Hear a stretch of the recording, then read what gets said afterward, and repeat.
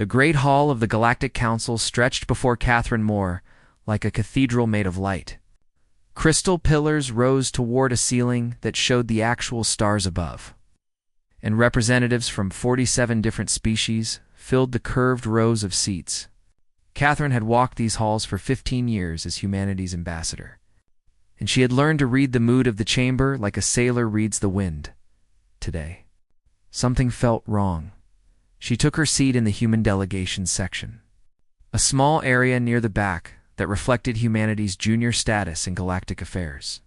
Her aide, a young man named Peter Grant, leaned close and whispered that the Dralith had called an emergency session but would not say why. Catherine nodded slowly. The Dralith were the most powerful species in the Council, their empire spanning 300 star systems. When they called emergency sessions, the galaxy listened. High Speaker Varanthos rose from his elevated platform at the center of the hall. He was tall, even by Dralith standards, nearly 3 meters of scaled muscle and political cunning.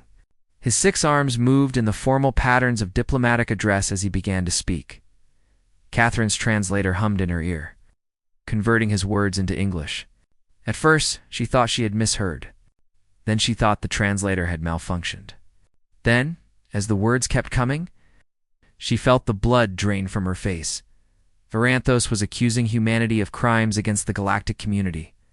He claimed that human colonies in the Orion Spir had been established illegally.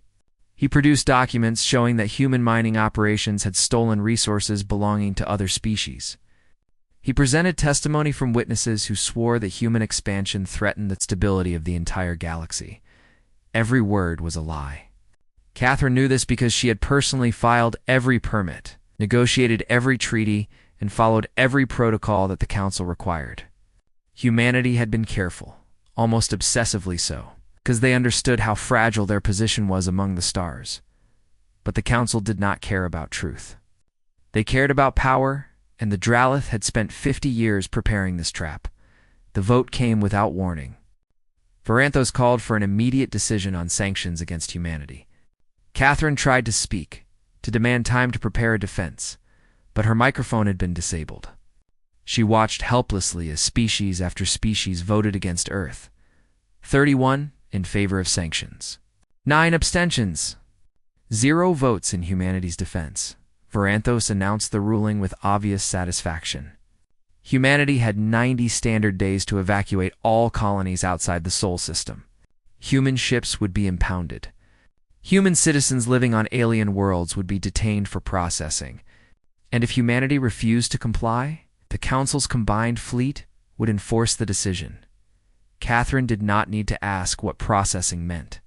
She had seen what happened to species that defied the Council. The Velith had been reduced to servants. The Korith had been nearly exterminated. Humanity would share their fate unless something changed. She returned to her quarters and recorded an emergency message for Earth. Her hands trembled as she spoke, but her voice remained steady. She told them everything: the false charges, the rigged vote, the impossible deadline. Then she said the words that she knew would change human history forever. She told them that the Council intended to destroy humanity. Not through open war, but through slow strangulation. They would take the colonies first, then the ships, then the people themselves. Within a generation, humans would exist only as laborers and servants, their culture erased, their future stolen, unless humanity chose to fight. The message traveled at faster than light speeds across the void between stars. It reached Earth in 6 hours. Within 7 hours, it had been seen by every government, every military commander, and every citizen with access to a newsfeed. Admiral Vincent Cole received the message aboard Sentinel Station, the primary hub of Earth's orbital defense network. He was 63 years old, with gray hair and the kind of face that looked like it had been carved from stone. He had spent 40 years serving humanity among the stars, and he had always known that this day might come. He called an emergency meeting of the United Earth Defense Council. The politicians arrived first, their faces pale with shock. The generals came next, already calculating odds and strategies. The scientists followed, their minds racing through possibilities. For 14 hours, they argued and debated and planned. The math was simple and brutal. The Council's combined fleet numbered over 2,000 warships from 20 different species. Humanity had perhaps 400 vessels capable of combat, most of them converted civilian ships with improvised weapons. A direct confrontation would be suicide. But surrender was not an option either. The Council's history was clear: species that submitted to their judgment lost everything. Their worlds were exploited, their populations scattered, and their identities erased. The Velith had been scholars and philosophers before the Council came. Now they were servants and slaves. Admiral Cole stood at the head of the table and looked at the assembled leaders of humanity. These were the men and women who would decide whether their species lived or died. He saw fear in their eyes, but he also saw something else. He saw the same stubborn determination that had carried humanity. Through ice ages and plagues and world wars, he told them that their ancestors had faced extinction before. They had survived when the glaciers covered half the planet. They had survived when disease killed a third of their population. They had survived when they turned their own weapons against each other in conflicts that threatened to destroy civilization itself. And they had survived because they refused to give up. He asked them if they were ready to break that tradition. He asked if any of them was willing to tell their children and grandchildren that when the moment came, humanity had chosen to kneel. No one spoke. No one needed to. The order went out within the hour. Every human world, every ship, every outpost received the same message: prepare for war. On Earth, factories that had produced consumer goods began manufacturing weapons. Universities shifted their research to military applications. Citizens who had never held a gun learned to shoot. Children practiced emergency drills while their parents worked. Double shifts building the ships that would defend their future. On Mars, the colonial government declared a state of emergency and began fortifying the planet. On the moons of Jupiter and Saturn, mining operations redirected their output to military production. In the asteroid belt, engineers began converting civilian stations into defensive platforms. Catherine Moore watched the preparations from her quarters on Volanthos Prime. She knew that she might never see Earth again. The Council had restricted her movements. She suspected that when the deadline passed, she would be among the first humans to be detained. But she also knew that she had done what needed to be done. She had warned her people. She had given them the chance to fight. Whatever happened next, humanity would not go quietly into the darkness. 90 days remained. The clock was ticking. And somewhere in the vast emptiness between stars, the combined fleet was beginning to assemble. The Dralith had studied humanity for over a century. They had watched humans fight each other over religion and resources and ideology. They had seen nations rise and fall, alliances form and shatter, and generations waste their potential on petty conflicts. They believed they understood the human species. They were completely wrong. Within 30 days of the Council's ultimatum, something extraordinary happened.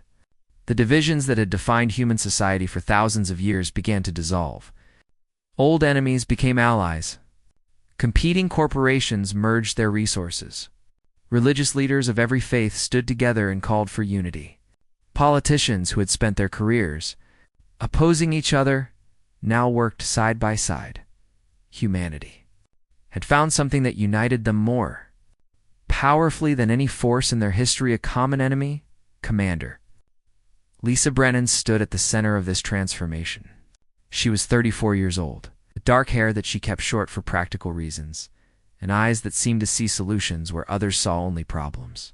She had spent her career designing civilian spacecraft, efficient engines, and comfortable habitats for the colonists spreading across human space. Now she led a team of 1,200 scientists and engineers in the most important project in human history. They called it Project Prometheus, though most people simply called it the Answer. The facility was hidden inside Ceres, the largest object in the asteroid belt. Mining operations had hollowed out vast caverns over the centuries. Now those caverns held laboratories and factories and testing ranges.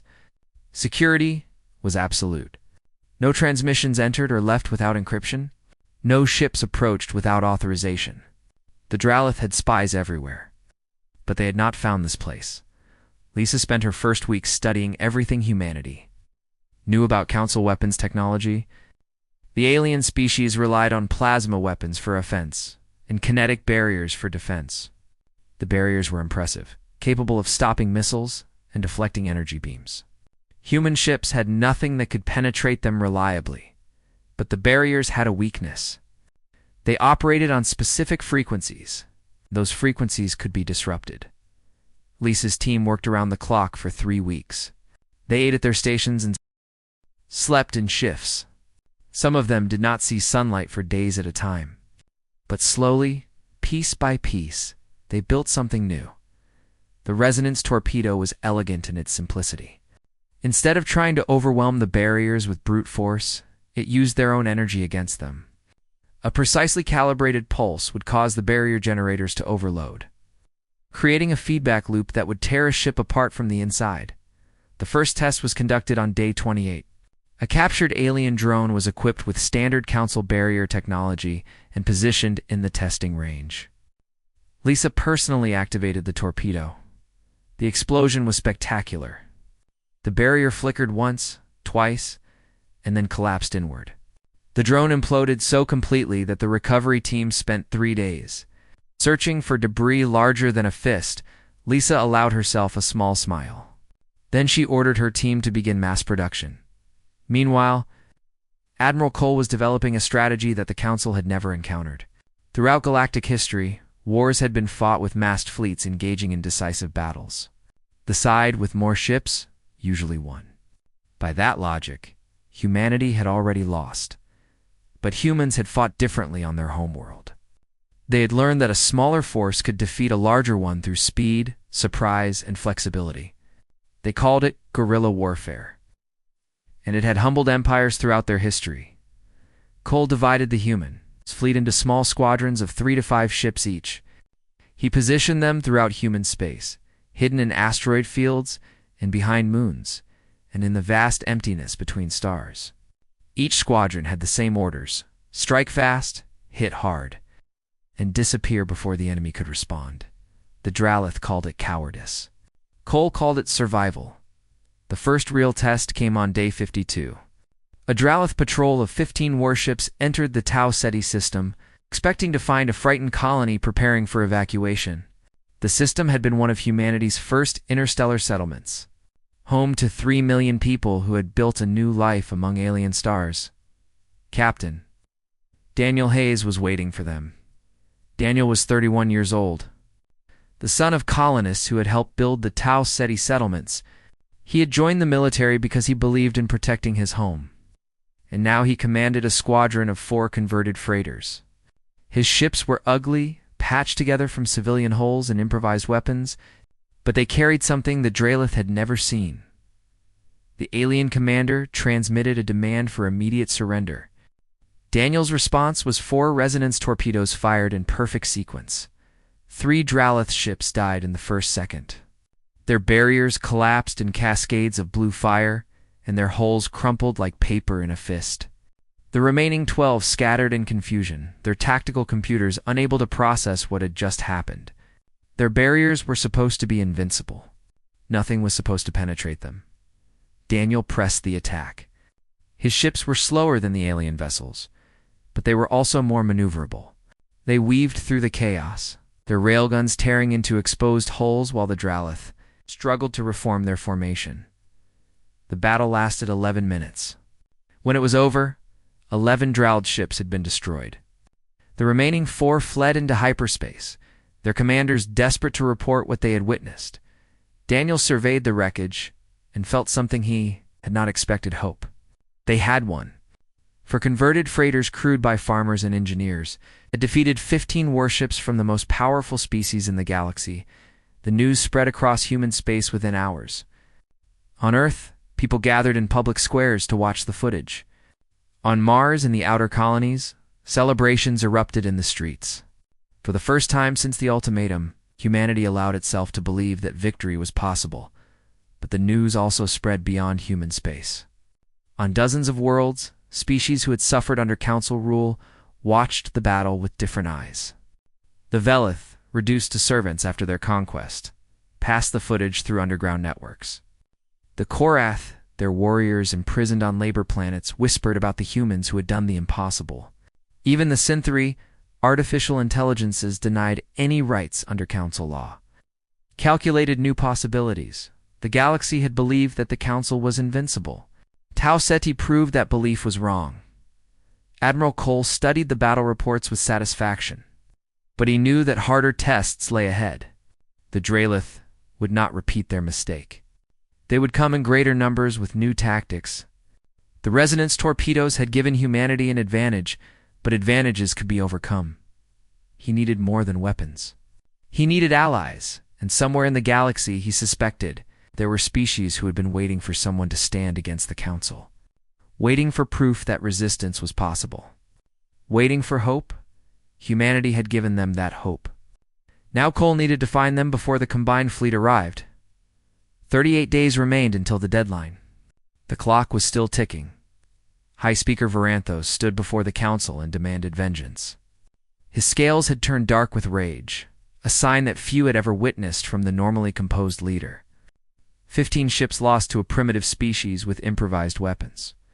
The humiliation was unacceptable. The response would be overwhelming. 2,000 warships from 20 species began their journey toward human space. It was the largest military force assembled in 300 years, a wall of steel and fire that stretched across light years. The combined fleet moved with the slow certainty of a glacier, crushing everything in its path. Admiral Cole studied the intelligence reports and understood that direct confrontation would mean death. Even with the resonance torpedoes, humanity's 400 combat vessels could not survive against such numbers. They needed something more than weapons. They needed friends. He sent diplomatic vessels to every corner of the galaxy, seeking species who might stand against the Council. Most refused, too afraid or too loyal to risk the Drelith's anger. But some listened, and a few agreed to help. The Velith were the first to answer. Ambassador Catherine Moore, still trapped on Valanthos Prime under Council surveillance, had managed to establish secret contact with the Velith underground. They were a quiet species, peaceful scholars who had once possessed the greatest libraries in the galaxy. 2 centuries ago, the Council had conquered them, claiming that their knowledge was too dangerous to remain in their hands. Their libraries had been burned. Their leaders had been executed. Their people had been scattered across the stars as servants and laborers, but the Velith had not forgotten who they were. Elder Mira met with the human envoy in a hidden chamber beneath the surface of a dead moon. She was old even by Velith standards, her skin like weathered parchment and her eyes holding 200 years of sorrow. When she spoke, her voice carried the weight of her people's suffering. She told the human that her people had waited for this moment. Since the day of their conquest, they had preserved what knowledge they could, hiding it in places the Council would never find. They had watched the galaxy and waited for someone brave enough to stand against their oppressors. Now that someone had come, the Velith could not offer soldiers. Their warriors had died long ago. But they could offer something more valuable: information. Their hidden archives contained the complete technical specifications of every Council species' military technology. Every weapon, every defense system, every tactical protocol, including weaknesses that the Dralith believed were secret.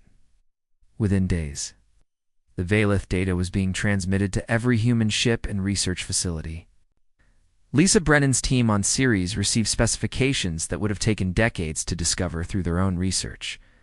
New weapons began to take shape on their design screens. Other species followed the Velith's example. The Korath were warriors, fierce and proud.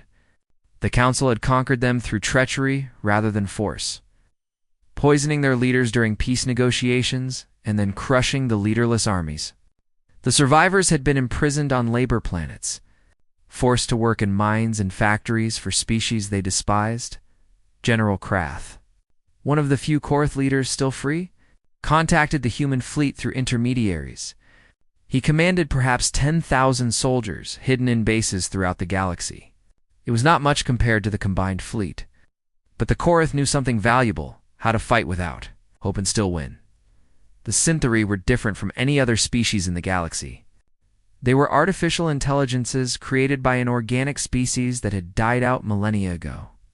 The Council had declared them property rather than people, denying them citizenship and basic rights. They served as calculators and servants, their vast intellects wasted on menial tasks. The Synthery Collective made contact with humanity through the communication networks they secretly controlled. They could not fight directly, but they could do something equally important. They could disrupt Council communications, feed false intelligence to enemy commanders, and coordinate human operations across light years of space, even the Then. A species of traitors who had maintained careful neutrality for thousands of years began to quietly support humanity. They could not openly join the war, but their merchant ships carried weapons and supplies to human forces. Their trade networks provided intelligence about enemy movements. Their banks handled the financial transactions that kept humanity's war machine running. Admiral Cole watched these alliances form with growing hope. Humanity was no longer alone. A coalition was taking shape, made up of the conquered and the oppressed and the forgotten. They were not as powerful as the Council, but they had something the Council lacked: the burning desire for freedom. Back on Earth, the preparations intensified. Every factory worked around the clock. Every shipyard launched new vessels as fast as they could be completed. Civilians trained in combat and survival skills, preparing for an invasion that everyone knew was coming. Lisa Brennan's team made a breakthrough that changed everything. Working with Valith data on Draelith physiology, they developed a biological weapon that would affect only the Draelith species.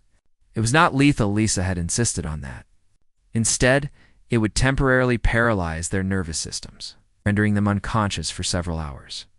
Some of the military commanders argued for a more permanent solution. The Draelith had tried to destroy humanity. Why should humans show them mercy? Lisa stood her ground. She told them that if humanity became like their enemies, then victory would be meaningless. They were fighting for survival, but they were also fighting for their souls. The biological weapon would give them an advantage without turning them into monsters. Admiral Cole approved the weapon, though he hoped they would never need to use it. The combined fleet grew closer every day. Intelligence reports showed 2,000 warships, carrying millions of soldiers and enough firepower to turn Earth into a dead rock. High Speaker Varanthos had declared that humanity would serve as an example to any species that dared defy the Council. But as the fleet approached, strange things began to happen. Supply ships went missing. Communication networks experienced mysterious failures. Navigation systems gave incorrect coordinates.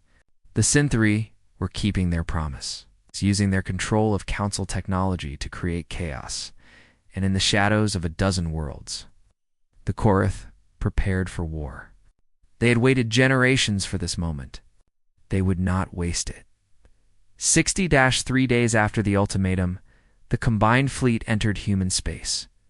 They expected to find a terrified species waiting for conquest. They were about to learn how wrong they were. Admiral Cole had chosen his battlefield with care. The Sol system, humanity's cradle, would be where they made their stand. It was not the most strategic location, but it was the most important one. Every human alive would fight harder defending their homeworld than any distant colony. This was where humanity had been born. This was where humanity would prove its right to exist. The fleet positioned itself in a defensive formation around Earth. The moon served as a fortress. Its ancient craters filled with weapon platforms and shield generators. Orbital stations formed a ring of steel around the planet, each one bristling with railguns and missile batteries. Even the debris fields from centuries of space travel had been seeded with mines and sensor platforms. On the planet below, 8 billion people waited and watched and prayed. Schools had been converted into shelters. Hospitals prepared for mass casualties. Every city had emergency plans that everyone hoped would never be needed. The combined fleet arrived on day 78. They emerged from hyperspace in a formation that stretched across millions of kilometers. 2,000 warships from 20 species, their hulls gleaming with the reflected light of distant stars. It was the most terrifying sight in human history, a force so vast that it seemed to blot out the sky itself. High Speaker Varanthos transmitted his demand from the flagship of the Dralith Armada. He wanted unconditional surrender. He wanted the dissolution of all human governments. He wanted every human ship destroyed and every human weapon melted down. He wanted humanity to accept its place as a servant species, working for the Council until the end of time. Admiral Cole's response was broadcast across every human communication channel. He wanted his people to hear what he said. He wanted them to know that they were not alone. He addressed Varanthos directly, acknowledging that the enemy had more ships and more soldiers and more weapons. He admitted that many humans would die in the coming battle, but then he said something that the alien commander had not expected. He talked about human history. He talked about the ice ages that had nearly frozen their species out of existence. He talked about the plagues that had killed hundreds of millions. He talked about the wars that had threatened to destroy civilization itself. And he talked about how, every single time humanity had survived, he told Varanthos that Earth was not just a planet. It was proof that life could overcome any obstacle. It was the place where humans had learned to dream and to hope and to reach for the stars. And if the Council wanted it, they would have to pay for every inch with their own blood. The battle began. Human ships launched, their resonance torpedoes in coordinated waves. Hundreds of them streaking toward the enemy fleet. Council ships died by the dozens, their barriers collapsing in spectacular displays of light and destruction. But the combined fleet was too large to be stopped by any single weapon. They pressed forward, absorbing losses that would have destroyed any other force. Captain Daniel Hayes led the counterattack. His squadron had been reinforced since Tau Ceti, but they were still outgunned 100 to 1. He did not care. He dove into the heart of the enemy formation, the ships twisting and weaving through the chaos of battle. The Aurora, Daniel's flagship, took hit after hit. Plasma bolts tore through her hull. Kinetic rounds punched holes in her armor. The crew fought fires and sealed breaches and kept the weapons firing even as their ship died around them. Daniel knew they could not win. But he also knew that every enemy ship they destroyed was one less ship. Attacking Earth every minute they survived was another minute for the planetary defenses to prepare. His reactor failed at 14 minutes into the battle. The Aurora went dark, drifting through the carnage like a wounded animal. Daniel had time for one last transmission, a message to his younger sister on the surface below. He told her that he loved her. Then he aimed his crippled ship at a Dralith dreadnought and fired the emergency thrusters. The collision destroyed both vessels.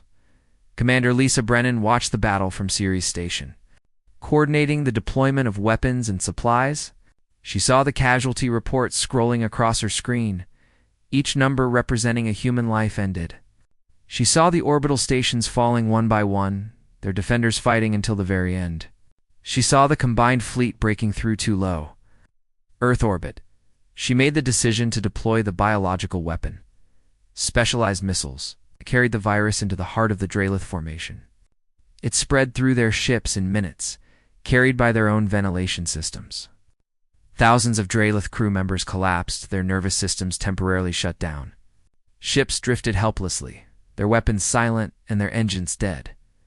But the other Council species were unaffected. The Relians and the Malthor and a dozen others pressed the attack with renewed fury. They had come too far to retreat now. Admiral Cole watched his fleet being destroyed. The orbital stations were gone. The lunar defenses had fallen. The combined fleet was bombarding Earth itself, their weapons turning cities into craters. He had one option left: Operation Prometheus. Every civilian ship capable of reaching orbit launched simultaneously. Thousands of vessels rose from the surface, everything from luxury yachts to cargo shuttles to personal spacecraft. Each one carried a single cargo effusion warhead. It's powerful enough to destroy anything within 10 kilometers. The combined fleet did not recognize the threat until it was too late. They had been focused on the military targets, ignoring the swarm of small ships that seemed to pose no danger. They did not understand what humans were willing to sacrifice for their homeworld.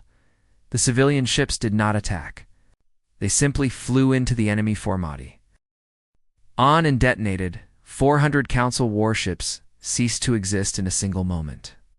The explosion was visible from Earth's surface, a second sun that burned across the sky.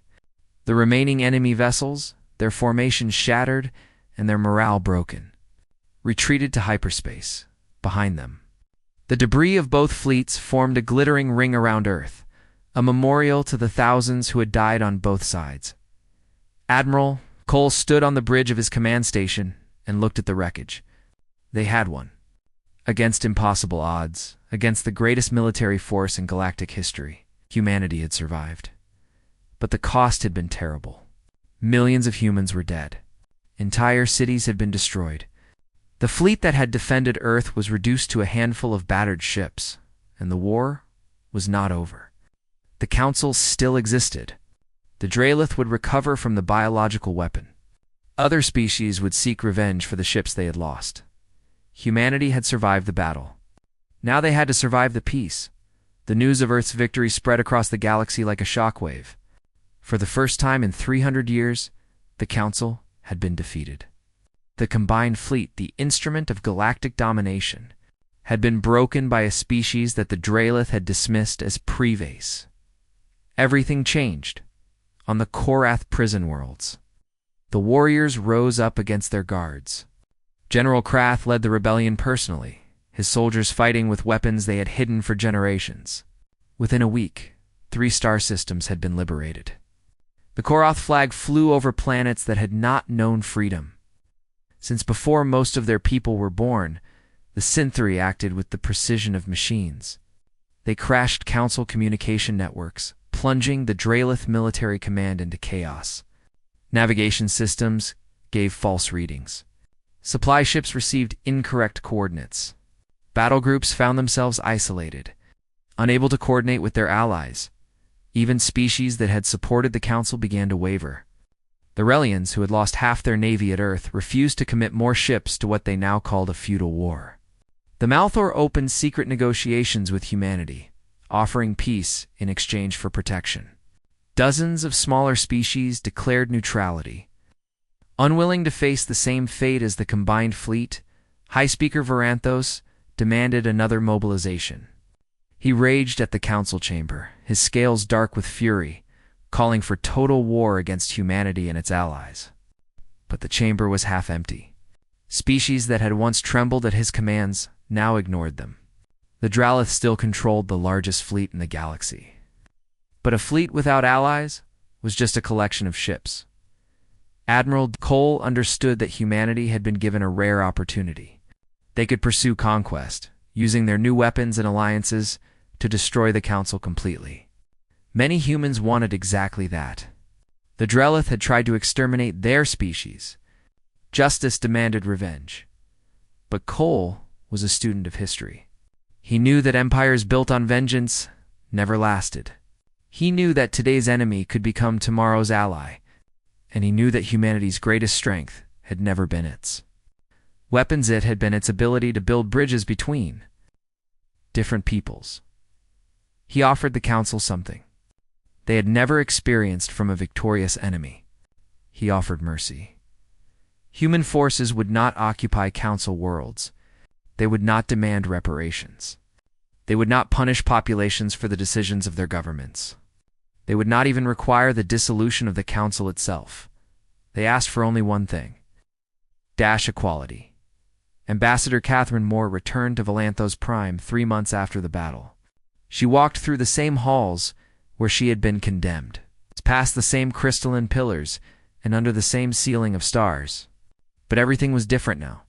The seats that had once been filled with species eager to destroy humanity were now occupied by delegations seeking peace.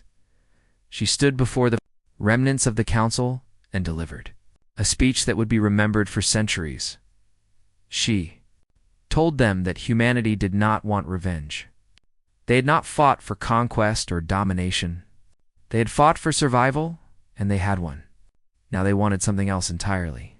She talked about human history, about the thousands of years when different nations and cultures had fought each other for power. She talked about how they had eventually learned that cooperation was more valuable than conflict.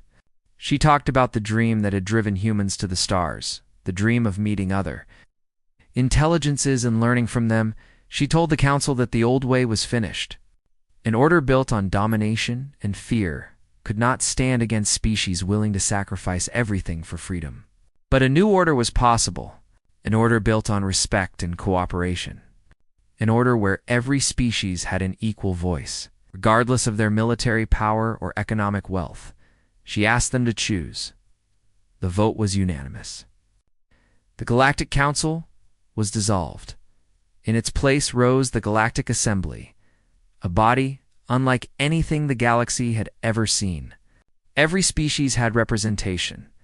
Every voice carried equal weight. The Velith sat beside the Draelith. The Korath stood equal to their former masters.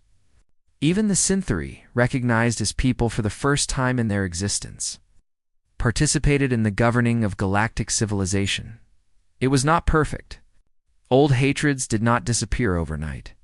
Some species resisted the new order, clinging to power they no longer deserved.